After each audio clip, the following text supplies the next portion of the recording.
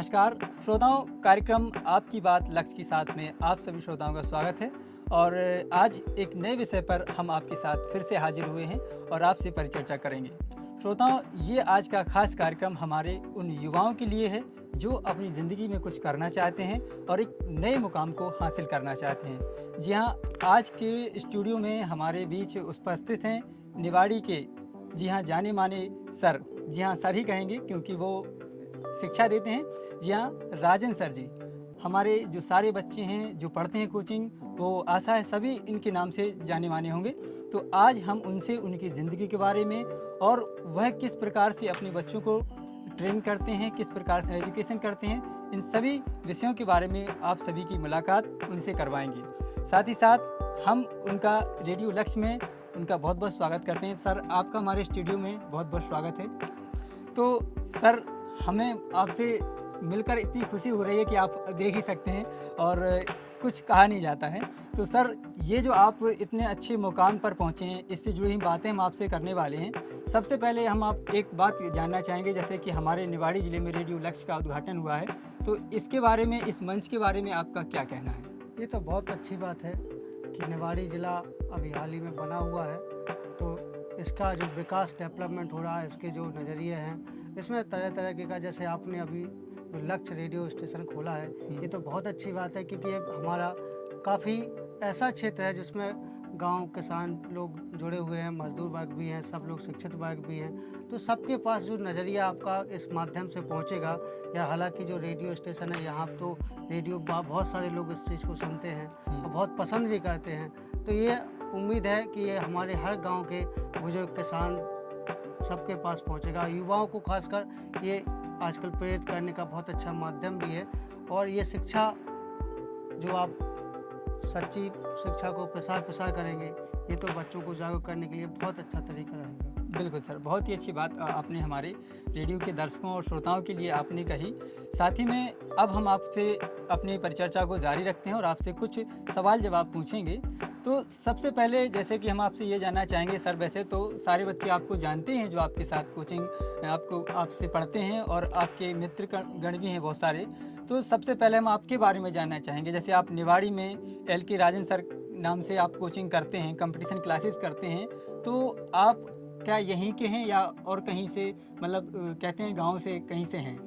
जी हाँ, हम भी एक गांव से ही हैं। जी। यहीं पास में निवाड़ी के 10-12 किलोमीटर के पास जावन पड़ता है, उसी गांव के निवासी हैं। अच्छा। और हमने अपना ये पढ़ाने का सिस्टम बचपन से ही प्रेरित था, अच्छा। उसी से हमने शुरुआत की है। अच्छा, तो सर वैसे तो हम आपसे ये जानना चाहेंगे, सबसे पहले अगर हम शिक्षा की बात कर रहे हैं, तो आपने मतलब अभी तक कहाँ तक शिक्षा ग्रहण की है? और ये जो आप काम कर रहे हैं बहुत ही अच्छा काम है, बहुत ही सामाजिक काम है, बच्चों को आप पढ़ा रहे हैं, तो आप अपने बारे में बताएं कुछ। जी, पहली बात तो हम अपने एजुकेशन के बारे में बताएं तो हमने B.Ed और मास्टर डिग्री में M.Ed किया हुआ है। साथ में हमने एक फाइनेंशियल अकाउंटेंट का कोर्स भी किया हुआ है और कंपटीशन के तौर पर काफ़ी मेहनत की, तैयारी की और आज बच्चों को तैयार कर करके उनके मुकाम तक पहुंचाने का काम कर रहे हैं। जी जी।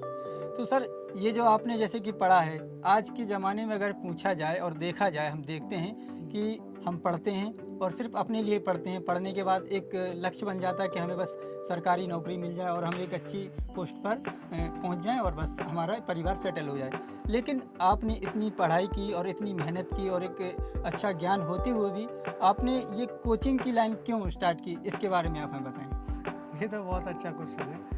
हालांकि सबका लक्ष्य अलग अलग होता है और लक्ष्य में हमारा लक्ष्य बचपन से ही प्रेरित था, क्योंकि हम बचपन में गांव में ही पले बड़े हुए हैं। तो दादा दादी सबका एक कहना ये था कि बेटा, धन दौलत संपत्ति सबको ही बांट सकता है, लेकिन ज्ञान और शिक्षा एक ऐसी चीज़ है जिसको कोई नहीं बांट सकता है। उसी बात को लेकर हम प्रेरित थे और हमने किसी नौकरी या नज़रिया को अलग से नहीं देखा।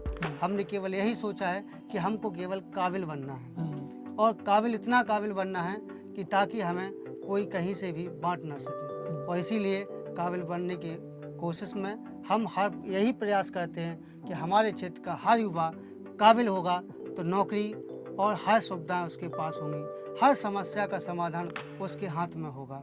यही प्रयास से हम आज इस मुकाम को आगे बढ़ा रहे हैं। बिल्कुल सर, बहुत ही अच्छी बात कही सर आपने। देखिए सर, आपने कई उदाहरण सुने होंगे कि हम पढ़ाई की वजह से ये नहीं कर पाए और वो नहीं कर पाए, मतलब पढ़ना या खुद नहीं पढ़ना या परिवार के लिए कुछ कमियां बताना। तो क्या ये वाकई में होता है कि अगर हमें पढ़ना है तो क्या करना चाहिए, मतलब कौन कौन सी कमियां हम बता देते हैं कि हमारे परिवार की स्थिति सही नहीं थी या हमें पढ़ने का समय नहीं मिला, हमारा स्कूल दूर था। तो क्या ऐसी भी कोई परिस्थितियां आपके बीच में आई जिससे आप पढ़ ना पाए हों या आपके जीवन में कोई समस्याएं आई हुई? जी हाँ, परिस्थितियाँ और परेशानियाँ का सामना तो हर एक जीव को करना पड़ता है। हालांकि हम लोग तो इंसान हैं, पशु पक्षी भी बहुत सारी परेशानियों का सामना करके अपनी मंजिल तक पहुंचते हैं। हालांकि एक बात हम ये ज़रूर मानते हैं कि परेशानियां बहुत सारी होती हैं। जैसे कि हमने सुना है कि हमारे आसपास के क्षेत्रों में ही काफ़ी जैसे किसान लोग हैं, उनकी खेती बाड़ी सही से नहीं हो पाती है। तो एक हमने बचपन में ही, और काफ़ी हमारे गुरुजी थे, उन्होंने एक हमको पोएम टाइप में लाइनें पंक्ति सुनाई थी, आजकल वो काफ़ी फेमस भी रही हैं। उन्होंने कहा था कि बेटा, ज़िंदगी में समस्या तो हर एक व्यक्ति के साथ है, केवल पढ़ने वाले विद्यार्थियों के साथ नहीं है। जिनको सामना करना होता है वो करते हैं, जैसे किसान हैं। उन्होंने बहुत अच्छा एग्जाम्पल दिया था, उस एग्जाम्पल से हम आज भी बहुत प्रेरित हैं। उन्होंने कहा था किसान या माँ बाप समझ लो, अगर किसी एक बच्चे का माँ बाप कोई किसान है और उस किसान से पूछा जाए कि आप अपने बच्चे को पैसा कहाँ से ला के देते हो, कैसे परिवार चलाते हो, तो यहाँ किसान की कोई निश्चित आय नहीं है। कभी कहीं ना कहीं वो कहीं बारिश की चपेट में आके जाता है, कभी सूखे की चपेट में आ जाता है, कभी किसी से। तो उसमें एक लाइन उनकी हमें बहुत अच्छी तरह से याद है कि ये पढ़े लिखे और किसान दोनों का मैच्योरिटी मिलाती है लाइन। ये हमारी ज़िंदगी में बहुत आगे हमको प्रेरित भी करती है।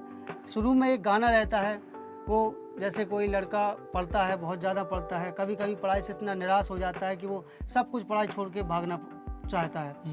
तब वो एक बार क्या हुआ कि एक लड़का ऐसे ही पढ़ के आ रहा था और उसका निराश था काफ़ी, उसकी नौकरी, उसने काफ़ी मेहनत की होगी, और निराश होकर वो जब गाँव आया तो रास्ते में गाना गुनगुनाते हुए आ रहा था। वो कह रहा था, मेरा जीवन कोरा कागज कोरा ही रह गया। अब वो यूं ही मस्ती में, चाहे मस्ती कह लो चाहे दुख कह लो, ये अपने दुख दर्द को व्यक्त करना चाह रहा था। उसी बीच में एक किसान दादाजी बैठे थे। उन्होंने उनको बुलाया, बोले भाई क्या बात है, क्यों इतने दुखी हो? तो उन्होंने सीधा कहा कि दादाजी, हमने बहुत मेहनत की है, बहुत परेशानियां झेली हैं, और हम देखो आज नौकरी नहीं लग पाई हमारी।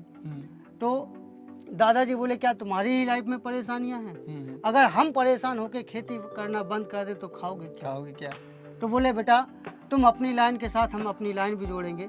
तो उन्होंने उस लाइन को इसी लाइन में जोड़ देते हैं। वो कहते हैं कि मेरा जीवन कोरा कागज कोरा ही रह गया, अरे गेहूँ चावल चूहे खा गए, अरे गेहूँ चावल चूहे खा गए, बोरा ही रह गया।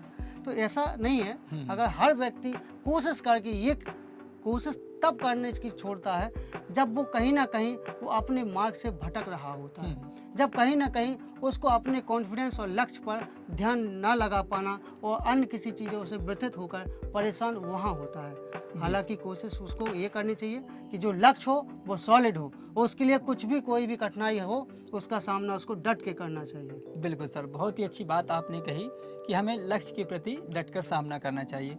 चलिए, अब हम आपसे एक बात करेंगे कि जैसे कि आपके साथ बच्चे पढ़ते हैं, बहुत सारे बच्चों को आप पढ़ाते हैं, तो आप इस भागती दौड़ती ज़िंदगी में हमें किस प्रकार से अपना इस रूटीन करना चाहिए पढ़ने के लिए, कितना टाइम पढ़ाई के लिए देना चाहिए, इसके बारे में आप क्या कहेंगे? जी बिल्कुल। पहली बात तो, अगर आप विद्यार्थी जीवन में हो और विद्या आप ग्रहण करना चाहते हो, तो विद्यार्थी शब्द ही इसलिए बना है कि विद्या का आपको अर्जन करना है, विद्या ग्रहण करनी है। तो आपका हर समय प्रयास होना चाहिए कि कहीं ना कहीं से, हर जगह से आपको ज्ञान की प्राप्ति हो। आप हर काम कीजिए, कोई मना नहीं है, लेकिन वो काम ऐसा ना हो कि किसी को तकलीफ पहुंचाए। और हर कार्य आपको कुछ ना कुछ जरूर सिखाता है। बिल्कुल सर। चाहे वो अच्छा हो या बुरा हो, और हर एक अच्छे काम की तारीफ होती है और बुरे काम के लिए दंड के भी प्रावधान बहुत सारे हैं। तो ये डिसाइड तो आजकल हर युवा समझ चुका है कि हमको करना क्या है। और हाँ, रही बात उसके लक्ष्य में आने वाली परेशानी या उसको पढ़ाई को आगे बढ़ाने की, उसका कोई निश्चित शेड्यूल होने की, तो ये अपने नियमित टाइम का बनाइए। मैं ये नहीं कहता हूँ कि आपने बहुत सारा डाटा बना लिया कि आज ये करना है, बहुत पूरा चार्ट बना लिया, टाइम टेबल बना लिया। 8-8 10-10 घंटे का ना बना पाओ कोई बात नहीं, चाहे वो 6 घंटे का बनाओ।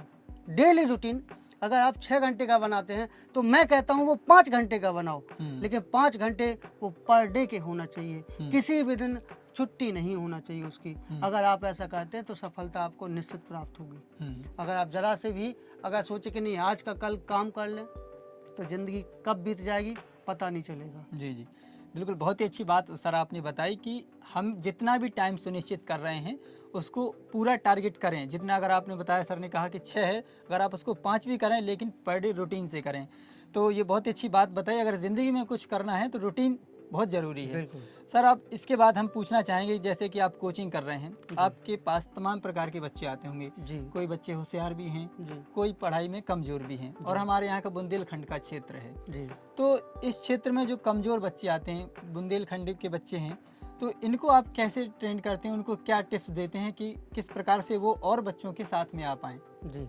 ये तो बहुत अच्छी बात है। हालांकि बुंदेलखंड किसी भी क्षेत्र में कमजोर नहीं है, और बुंदेलखंड एक ऐसी चीज़ है यानी एक जिसमें हर चीज़ के संसाधन मौजूद हैं। जी। रही बात ये कि हमारे यहाँ का जो बच्चा है हुँ, जो पढ़ने की कोशिश करता है, पढ़ता है, हुँ, और कई बच्चे ऐसे हैं क्योंकि हालात हर किसी व्यक्ति के एक से नहीं होते हैं। हुँ, हर कोई बच्चा कहीं ना कहीं परेशान होता है और कई परेशानियों के बाद वो जूझता हुआ पहुंचता भी है। हुँ, तो ये बुंदेलखंड में अपना ये कहता है कि आता है कि सर वो हमें तो कुछ समझ ही में नहीं आ रहा। समझ में नहीं आ रहा। अब एक्चुअली उसको क्या है कि टीचर एक प्रोफेशनल लेवल पे पढ़ाएगा तो थोड़ा सा उसकी बात को और भावनाओं को इग्नोर करेगा, क्योंकि हर एक बच्चे को पकड़ेगा तो पकड़ते हैं ऐसा नहीं है, लेकिन टाइम टू टाइम क्लास के टाइम अब मतलब ओवर टाइम क्लास दे देते हैं, एक डाउट क्लासेस बनाते हैं, बच्चों को अपने तरीके से बिठाल के बना। हमारी जो जीनियस टीम है ना सर, हुँ, वो उस टीम में हर तरीके के टीचर हमने बना के रखे हैं। हुँ, कोई भी बच्चा आता है कितना भी बेसिक्स हो, हम उसका मनोबल डाउन नहीं होने देंगे। हुँ, कितना भी कमज़ोर हो, कुछ भी हो, जिसने ये हौसला छोड़ दिया हो कि नौकरी अब नहीं लगेगी, मैं दावे के साथ कहता हूँ उसको मैं मजबूत करके दूंगा। अच्छा। और बिल्कुल हमारी सारी टीम, जिस टीम में कम से 5-6 लोग हैं, जिसमें भरत सर भी हैं, दीपक सर भी हैं, अंकित सर भी हैं, प्रेम शंकर भी हैं, और हमारे टाइपिस्ट जो लगे हुए हैं रामेश्वर सर भी हैं। ये लोग बहुत मेहनत करते हैं, काफ़ी बार टाइम तक हम लोग बनाते रहते हैं, डाटा बनाते हैं, पढ़ा किस बच्चे को क्या चाहिए उसके अकॉर्डिंग ही डाटा बनाते हैं सब लोग, और हर तरीके की परेशानियों को सॉल्व करते हैं। जी, जी। बहुत ही अच्छा जवाब आपने दिया हमारे सवाल के बारे में। अब हम सर आपसे ये जानना चाहेंगे कि जैसे कि आप जान ही रहे हैं कि इस वर्तमान दौर में मोबाइल का इस्तेमाल ज़्यादा है। जब से हमारे ज़िंदगी में मोबाइल आया है, तो बहुत सारी चीज़ों का जीवन नष्ट हो चुका है। तो क्या मोबाइल का इस्तेमाल ज़्यादा करना हमारे युवाओं के लिए तमाम प्रकार के उसमें फ़ीचर आते हैं, तो क्या ये पढ़ाई में दिक्कत कर सकता है? देखिए ये तो बात तो आपकी सही है, हुँ, हालांकि इसमें डिपेंड करता है कि बालक क्या सोचता है, हुँ, बालक कितने घंटे यूज करता है और मोबाइल का कितना किस लिए यूज कर रहा है। हुँ, मोबाइल वही चीज़, हर चीज़ फ़ायदा भी करती है नुकसान भी करती है। हुँ, अगर आप मोबाइल को एक अपने लक्ष्य की ओर प्रेरित होकर अगर आप अपनी ज्ञान की चीज़ें मतलब एब्जॉर्ब करने की कोशिश कर रहे हैं तो बहुत सारी चीज़ें आप मोबाइल से ही प्राप्त कर सकते हैं। लेकिन समस्या क्या होती है कि नया ये जो नई युवा स्थिति रहती है, उसी टाइम में कोई नया ऐड भी आ गया हुँ, या किसी प्रकार का कोई मैसेज आ गया तो भ्रमित होने की संभावनाएं ज़्यादा हो जाती हैं। लेकिन अगर युवा हमारा एक लक्ष्य की ओर अग्रसर है और दृढ़ता के साथ बढ़ रहा है तो वो नहीं भटकता है, और भटकने की कोशिश अगर वो करता है तो फिर संभालने के लिए निश्चित ही उसको ऑफलाइन टीचर की आवश्यकता पड़ ही जाती है। और बिल्कुल। अगर किसी भी बच्चे के साथ चाहे वो ऑनलाइन पढ़े ऑफलाइन पढ़े, अगर उसके साथ कोई समझाने वाला या बात करने वाला उसका नहीं है साथी, तो कहीं ना कहीं बहुत ज़्यादा परेशानियाँ उसको सामने करनी पड़ती हैं। बिल्कुल सर, बहुत ही अच्छा सर आपने बताया। सर, अब आप आपसे एक थोड़ा हटके सवाल पूछना चाहेंगे। जैसे कि सर मेरी जानकारी में पता है कि लगभग आपके साथ 200-250 बच्चे आपके पास पढ़ने आते हैं। तो इतने सारे बच्चों को आप कैसे मैनेज कर लेते हैं और कैसे अपनी जो जीनियस क्लासेस है उसको कैसे चलाते हैं, इसके बारे में कुछ बताएं। जी हाँ, देखिए कोई भी काम, हाँ शुरुआत अकेले की जा सकती है, हम्म, लेकिन हर काम को अगर अच्छे लेवल पे ले जाना है, सबके समाज को जोड़ के रखना है, हर एक बच्चे के विकास और उसके जो लक्ष्य हैं वहाँ तक पहुँचाना है तो कहीं ना कहीं टीम की आवश्यकता जरूर पड़ती जी। है। इसीलिए हम अपनी टीम को इतना सशक्त बनाए हुए हैं कि वो अपने टाइम टू टाइम मैनेज करते हैं। सभी एक अलग अलग पर्पस के पढ़ाते हैं। एक टीचर को बहुत ज़्यादा जिम्मेदारियाँ नहीं रहती हैं, सबका अपना पर्टिकुलर सब्जेक्ट होता है। एक्चुअली कंपटीशन में सब्जेक्ट बाई सब्जेक्ट अलग अलग टीचर पढ़ाते हैं और उनको डाटा मटेरियल प्रोवाइड सब कुछ करते हैं। तो ज़्यादा मैनेज के लिए हम लोग टीम वर्कर कहते हैं और सारी टीम बराबर से मेहनत करती है और आसानी से हो जाता है। बिल्कुल सर, ये बहुत ही अच्छी बात आपने बताई। सर, एक आपसे ज़िंदगी से जुड़ा हुआ सवाल पूछेंगे। सर, आप जब इतना बिजी रहते हैं, हमें मालूम है वाकई में आपकी ज़िंदगी व्यस्त है, तो फिर सर आपके दोस्तों को कैसे टाइम देते हैं, परिवार को, और कहीं रिश्तेदारी में जाना हो, जैसे कि हम सातों दिन आपकी कोचिंग चलती है, तो ऐसे किस्में कैसे मैनेज कर लेते हैं फिर? देखिए, वैसे तो हम 6 दिन चलाते हैं, 7वें दिन ये हो जाता है कि जब बच्चों का एग्ज़ाम नज़दीक होता है, जैसे अभी वर्तमान में एमपी पुलिस की भर्ती चल रही है, एग्ज़ाम निकट है, तो यहाँ पर हम फिर सारे दोस्तों और परिवार वालों से थोड़ा-सा माफ़ी माँग लेते हैं, चाहे उनसे पैर छू लेंगे, शाम को चले जाएँगे, दोस्ती यारी बना लेंगे और उनसे बोल देंगे भाई थोड़ा-सा वक़्त दे दो, इन बच्चों का करियर हमारे ज़िम्मे है, तो थोड़ा इनको हम सपोर्ट, तो वो हमारे दोस्त भी सपोर्ट करते हैं। वो कहते हैं तुम बताओ, हाँ, हम खुद सही आ है, जाएँगे, जानते तो हैं। दिन नहीं तो रात तो हम तुम्हारी ले ही ले ही लेंगे। लेंगे। तो ऐसे मना लेते हैं हम लोग सब। जी, जी। सर, बहुत अच्छी बात आपने बताई कि मतलब कैसे भी करके उनको मना ही लेते हैं। सर, आखिर में हम आपसे यही जानना चाहेंगे कि आज की इस वर्तमान स्थिति में युवा वर्ग को आप अपनी तरफ से क्या कहना चाहेंगे? वो किस प्रकार से मेहनत करे, आगे बढ़े और निराश ना हो? क्योंकि बेरोज़गार आज के ज़माने में ज़्यादा हैं, तो आप उनसे क्या अपनी तरफ से संदेश देना चाहेंगे? जी हाँ, ये तो बहुत अच्छी बात है। सबसे बड़ी बात तो क्या है कि कोई भी व्यक्ति यूँ ही नहीं कुछ कर लेता है। उसके जीवन में माँ-बाप, दादा-दादी यानी पूरा परिवार और ख़ासकर कुछ ख़ास रिश्तेदार जिनके जैसे मेरा ही है, मेरे माँ-बाप के साथ-साथ मेरे नाना-नानी, मामा-मामी का बहुत सपोर्ट रहा है। बचपन से उन्हीं ने हम लोगों को हमको बहुत सपोर्ट किया है। जहाँ भी हम टूटे, हमारा सपोर्टेबल परिवार, रिश्तेदार और दोस्त यार। दोस्त जहाँ परिवार थोड़ा-सा ढीला पड़ा, दोस्त यारों ने साथ दिया, दोस्त यारों ने साथ में थोड़ा-सा कमी आई, तो परिवार ने हमको उठा लिया। तो भगवान की कृपा से और आप सबकी दुआओं से हमें आज तक कभी कोई परेशानियों का ज़्यादा कठिनाई या सामना नहीं करना पड़ा।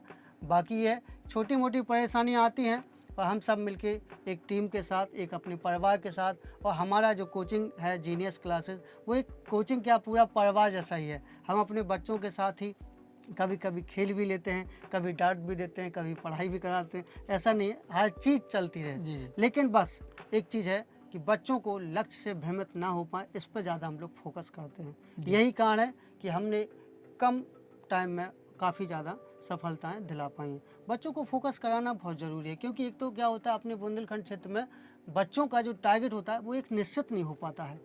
कभी वो आर्ट कला वाक से हो जाते हैं, कभी साइंस से हो जाते हैं, कभी बीच में कॉमर्स भी लेना शुरू कर देते हैं। फिर आगे चल के पता चला कि अगर जिन बच्चों की हाइट है तो वो पुलिस फोर्स या किसी भी फोर्स लाइन को ज्वाइन करने की कोशिश कर, फिर क्या होता है, फिर कहीं ना कहीं फिर वो रेलवे की, कहीं बैंकिंग की, उनका एक निश्चित टारगेट नहीं हो पाता। इस सेटअप में थोड़ा सा परेशानी आती है कि हम यही चाहते हैं कि हमारे क्षेत्र के बच्चे एक निश्चित टारगेट बना लें और निश्चित समय अंतराल में उनका हम सिलेबस करवाएं, प्रैक्टिस करवाएं, वही सारी चीज़ों को निश्चित ध्यान देते हुए और जल्दी से उनका सिलेक्शन हो जाएगा।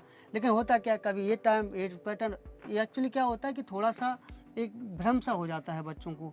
वो सोचते हैं कि नहीं, वही मैथ, वही रीजनिंग, वही जीके सब एग्जामों में आती है। हाँ, ये बात सच है कि उसमें आती है, लेकिन हर एक एग्जाम का अपना एक लेवल होता है। पैटर्न होगा। ठीक है, हाँ, हालांकि परसेंटेज क्लास 6 में भी है, 12th में भी है ना, बीए के ग्रेजुएशन में भी होता है, तो हर लेवल पे होता है, लेकिन सबका एक लेवल अलग अलग होता है और इसी प्रकार हर एग्जाम के क्वेश्चन कंटेंट भी अलग अलग होते हैं। तो यही हम चाहते हैं कि वो इस भ्रम में थोड़ा सा बाहर निकलें और अपना एक लक्ष्य डिसाइड कर लें, चाहे वो फोर्स लाइन ज्वाइन करें, चाहे इंडियन रेलवे को ज्वाइन करें, या बैंकिंग क्षेत्र को ज्वाइन करें, या टीचर लाइन को ज्वाइन करें। तो एक निश्चित होगा तो निश्चित पाठ्यक्रम पर ज़्यादा प्रैक्टिस होगी, ज़्यादा अभ्यास होगा तो जल्दी सिलेक्शन मिलेगा। जी।